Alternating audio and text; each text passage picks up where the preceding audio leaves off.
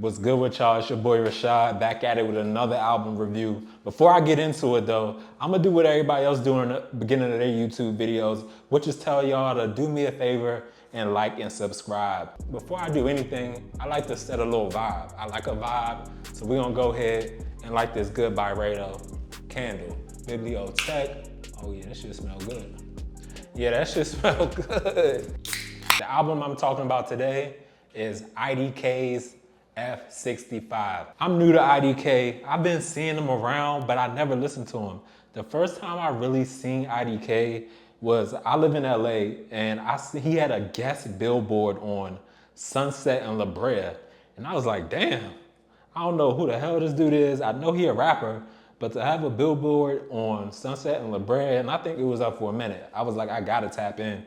And then I also saw he's from Maryland. I'm originally from Baltimore, Maryland. Didn't live there my whole life, but Maryland, Baltimore always got my heart. I'ma always give a little bit more attention to somebody who's making moves, who's from Maryland, so I had to go investigate. I went and tapped in with his album Simple. That was the first time I've ever listened to IDK. He definitely had some joints on there. That joint, that taco joint with K Tronada, that was a standout to me off of that Simple joint. So I was like, all right, he decent for real. He's good at singing, he's good at rapping. He got a story. I think I watched his Apple, he had a little Apple Music documentary where they went to DC with, I think, Ebro or somebody. And I was like, all right, he got a story, I fuck with it. So I seen this F65 joint had came out and I had to listen. I was like, I'm definitely gonna tap in with this. First off, first thing I noticed was the album cover. He went with the like F1, Formula One theme with the racing helmet, which is hard as fuck, and the whole racing outfit. And I think it was a collaboration with Lanvin. And that's another thing I noticed. He always collaborating with these big brands. I'm like, damn, he got a good team or something. Let's get into the music. I would say this is a dope album. I feel like it's kind of long in a way, but you know, there are a lot of interludes and stuff like that. What's the runtime? It's actually not that bad. 52 minutes, 52 seconds. And some of these joints are definitely interludes, so maybe it's not that long. It did kind of feel long at points. Maybe that speaks to I wasn't feeling all of the songs. First song was a little warm up, setting the tone. He's definitely melodic, Cape Coast. That was cool, nothing real special. Pit Stop, all right, we setting the tone, the beat hit, he popping the shit, he rapping. It got an aggressive feel to it. I'm cool, I'm intrigued. Didn't blow me away. I do think the album could have started stronger. I almost want to start talking about the album from end to beginning. Matter of fact, let's talk about the album from end to beginning, because honestly, the album ends stronger than it does begin. Freetown, fire, smooth as fuck. Honestly, I should look into who produced that shit. I've been heavy on, I don't know if y'all fuck with Bard. It's apparently the new big thing in artificial intelligence. They said it's slow for ChatGPT. We on that Bard. So let's ask Bard, who produced Freetown by IDK? What do you got for me? The song Freetown by IDK was produced by IDK himself, along with Blue Rondo and Eden Alaya Nagar. IDK produced this song himself. I was sure that it was some elite producer. IDK definitely gets some more points with me for producing Freetown himself, because that shit was fire. Superwoman, a cover of Stevie Wonder's song, Superwoman. I was definitely impressed by that, to be honest. Some covers are like cringe, you gotta turn them joints off. I didn't feel that way listening to this shit. I was like, he did his shit. And he had Music Soul Child on there, a legend. If you know, you know. If you're not familiar with Music Soul Child, go tap in. Up the score with Benny the Butcher. I fuck with it. Benny the Butcher, definitely one of my favorite rappers out of Griselda.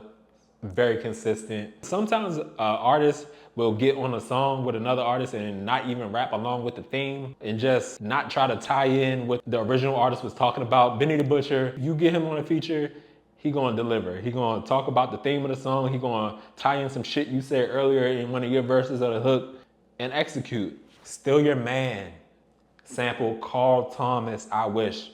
I can tell IDK, he's a millennial. He grew up, you know, appreciating that 90s R&B, and I respect him keeping that alive because, you know, Gen Z and all them, They're getting more and more detached from that 90s R&B. I also appreciated it coming, Still Your Man coming off of Middle Passage, where they had that dope Snoop interlude where Snoop was talking about how he was getting into it with his girlfriend, and everybody on his label was saying you should break up with her, you lit, go get you a baddie.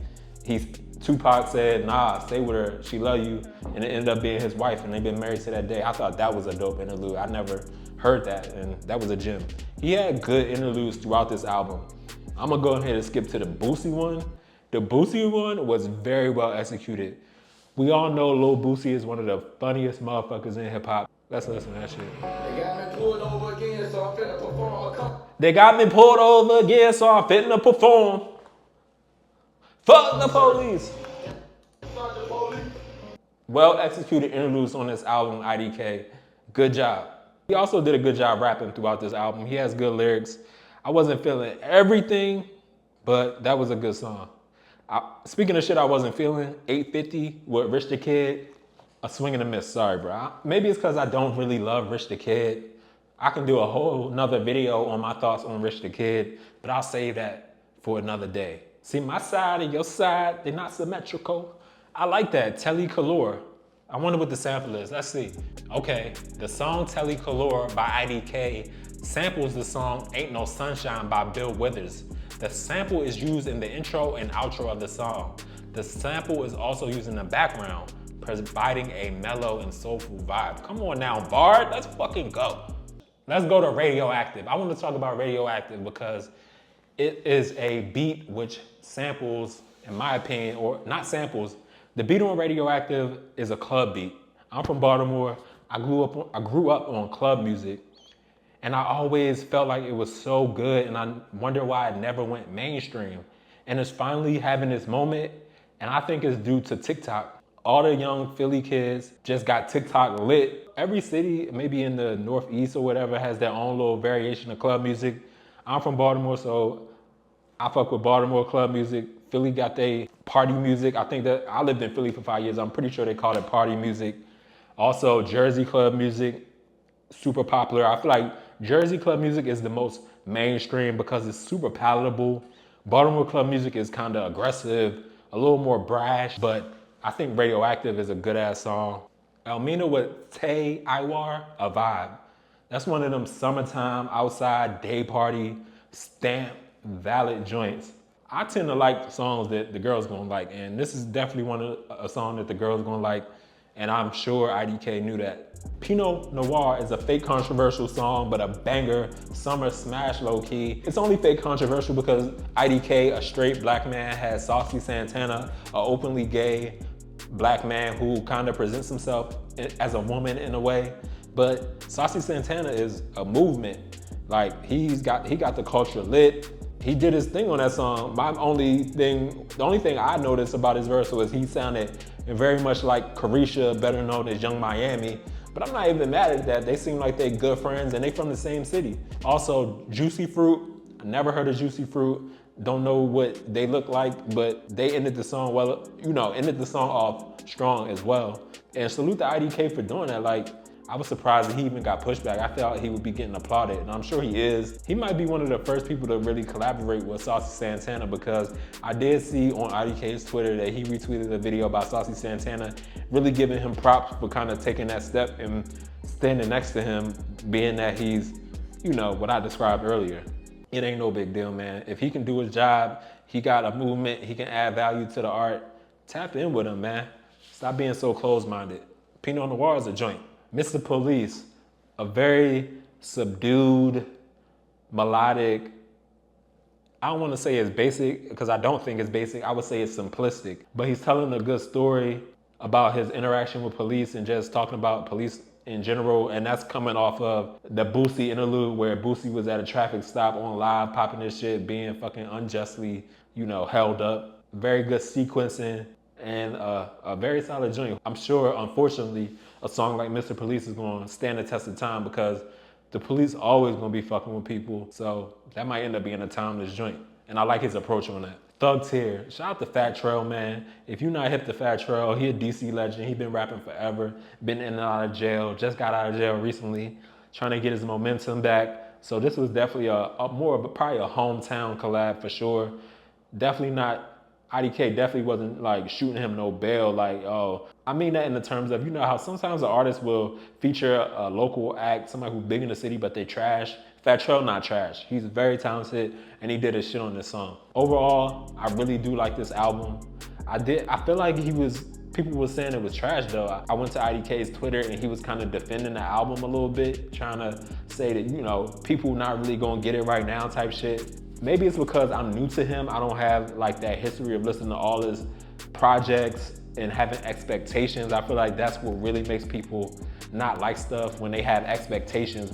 When you've been listening to IDK since you was in high school and you like when he's in his rap bag and he raps over this type of production and you feel like maybe he's trying to go mainstream. I don't know what the gripe was, but taking it for what it was, this is a well put together album, from the artwork to the sequencing to the samples. I didn't really tap in with the videos yet. I'm sure he got some dope visuals on the way, but I think this is a solid album. And bravo to IDK, you got a new fan out of me. That's 2 projects that I've listened to from you that I like. I'm curious to know what your thoughts were on it. What were your favorite songs on this F65? If you did like it, what did you think about the Saucy Santana feature?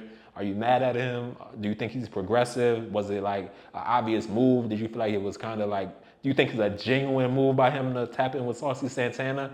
Or you think it's a PR move? I wanna hear your thoughts on it, man. And also, give me a recommendation, yo. Like, I wanna listen to new music, new albums, new songs, new artists, any genre. 1978 to fucking 2024. Yeah, the shit that ain't came out yet, I wanna be ahead of the curve. Tap in with me, leave a comment, like, subscribe, and we be back with another one, man. Appreciate ya.